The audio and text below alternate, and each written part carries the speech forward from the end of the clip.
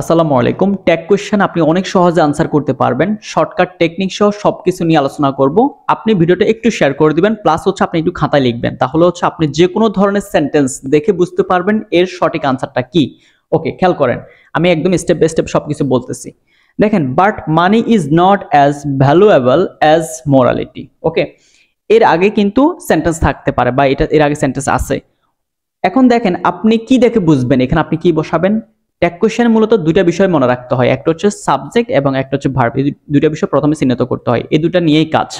So এখন এখানে দেখেন মানিটা হচ্ছে সাবজেক্ট, ইজটা হচ্ছে ভার্ব এবং পাশে হচ্ছে নট। ঠিক আছে, মনে রাখতে হবে এই সেন্টেন্সটা যদি নেগেটিভ বা নট থাকে তখন এখানে আপনি নট যুক্ত করা লাগবে না। তাহলে প্রথম কাজ হচ্ছে অক্সিলারি ভার্বকে এখানে নেওয়া। সো আমার এখানে ইজ আছে, সো আমি ইজটা নিয়েছি। এরপরে এই মানি এর পরিবর্তে আপনাকে প্রোনাউনটা ইউজ করতে হবে। মানি যেহেতু বস্তু তাহলে ইট, এবং লাস্ট হচ্ছে কোয়েশ্চেন মার্ক। ঠিক আছে, number 2, many people hanker after money. এখন এখানে দেখেন উপরের বাক্যে ছিল আমার অক্সিলারি ভার্ব, তাই আমি এখানে নিয়েছি। এখন এই বাক্যে খেয়াল করুন কোনো অক্সিলারি ভার্ব নাই। যদি অক্সিলারি ভার্ব না থাকে তাহলে প্রেজেন্ট টেন্সের ক্ষেত্রে ডু ডাজ নিতে হবে, ফার্স্ট টেন্সের ক্ষেত্রে ডিড নিতে হবে। এখন প্রেজেন্ট টেন্স এখানে দেখেন হ্যাঙ্কার প্রেজেন্ট টেন্স। ঠিক আছে, এই বাক্যটা হচ্ছে প্রেজেন্ট টেন্স। এখন যেহেতু প্রেজেন্ট টেন্স দেখতে পাচ্ছি এবং এখানে কোনো অ্যাস বা ইয়েস নাই, ডু এবং ডাস থেকে আমি নিব ডু। ঠিক আছে, এখানে আমি কি নিব, ডু নিব। তবে মাথায় রাখতে হবে যদি এখানে অ্যাস থাকে তাহলে আমি ডাজ নিতাম, আর যদি এটা ফার্স্ট টেন্স হতো তাহলে হয়তো আমি ডিড নিতাম। ওকে, এখন হ্যাঙ্কারের জন্য ডু নিব। এখানে দেখেন কোনো নেগেটিভ কিছু নাই, নট নাই বা নেগেটিভ বোঝাচ্ছে না, তার মানে এখানে নট যুক্ত করতে হবে, তাহলে D O N apostrophe T, don't. ঠিক আছে, দেন এখানে প্রোনাউনটা নিতে হবে, যেহেতু মেনি পিপল, তো আমরা জানি অনেকজনকে বোঝানোর জন্য আমরা দেটা ইউজ করি, লাস্টে কোশ্চেন মার্ক অবশ্যই দিতে হবে। লেটস এবং লেটাস দ্বারা যদি শুরু হয় পুরো বাক্য আর পড়া লাগবে না, আপনি শ্যালোই মুখস্থ বসিয়ে দিবেন। ঠিক আছে, এখান থেকে কিন্তু একদম পরীক্ষাতে আসে, লেটস এবং লেটাস দেখলে শ্যালোই। ঠিক আছে, নন ক্যান সলভ দিস প্রবলেম। এখানে দেখেন প্রথমে নন দ্বারা শুরু হয়েছে, আপনাকে মনে রাখতে হবে no, no one, none, none of us, nothing, seldom, hardly, এগুলো যদি থাকে তাহলে এই পাশে নট যুক্ত করা লাগে না। তার কারণ কি, এটা এমনিতে নেগেটিভ আছে। তো এখন দেখেন ক্যান আছে মডেল অক্সিলারি, আমরা জানি shall, should, will, would, can, could, may, might, must, am, is are was আর এগুলো যখন থাকবে তখন এই পাশে জাস্ট সিম্পলি এগুলোকে বসাতে হয়। তো আমরা ক্যানকে সোজাসুজি বসালাম। দেন এখানে নেগেটিভ যেহেতু তাই আমি কি করব না, আর কোনো নট যুক্ত করব না।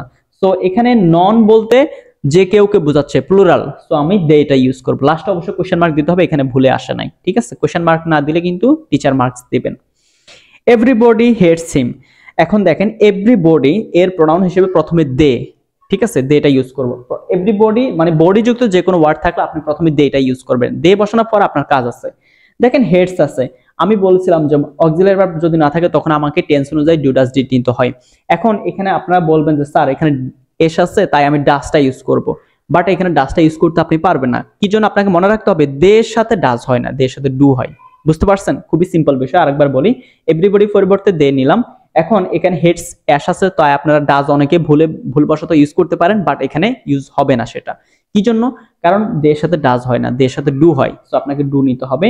এবং এখানে কোনো নট নাই তাই আপনাকে নট ইউজ করতে হবে।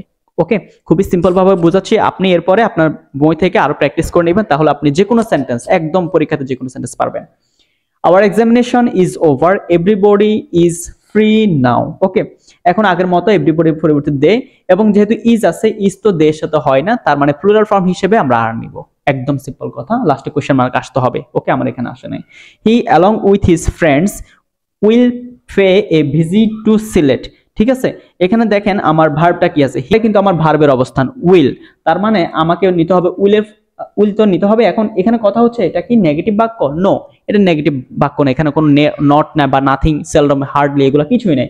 সো আমাকে উইলের সাথে নট যুক্ত করতে হবে। এখন উইলের সাথে উইল নট এভাবে হবে না, উইলের সাথে নট যুক্ত করতে হলে হবে won't, W O N apostrophe T, won't. এটা মুখস্থ রাখতে হবে, উইলের নেগেটিভ হচ্ছে ওন্ট। ঠিক আছে, এখন আমাকে দেখতে হবে এখানে আমি কি ইউজ করব। দেখেন হি অ্যালং উইথ হিজ ফ্রেন্ডস, অনেকজনকে বোঝাচ্ছে। শুধুমাত্র হি দেখে আবার অনেকে বুদ্ধি করে আপনি হি বসাবেন তাহলে কিন্তু মার্কস পাবেন না।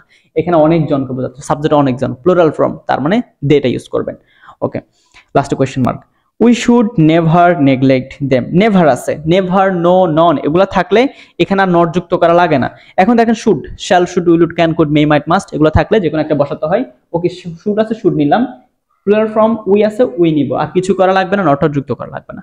খুবই সিম্পল, খুবই সিম্পল। এই কোশ্চেনগুলো বারবার আপনি দেখে আপনার বই থেকে আপনি যে কোনো সেন্টেন্স থেকে আপনি একটু প্র্যাকটিস করে নেন, পরীক্ষাতে আপনি ফুল মার্কস পাবেন ইনশাল্লাহ।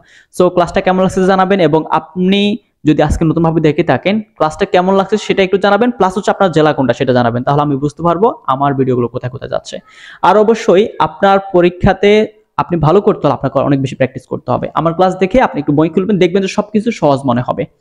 সো আমি হচ্ছে ইফতেখার আহমেদ খালেদ, আমি পড়াশোনা করতেছি নোয়াখালী বিজ্ঞান ও প্রযুক্তি বিশ্ববিদ্যালয়। এরকম ইম্পর্টেন্ট ভিডিওগুলো দেখার জন্য এই পেজটির সাথে থাকবেন।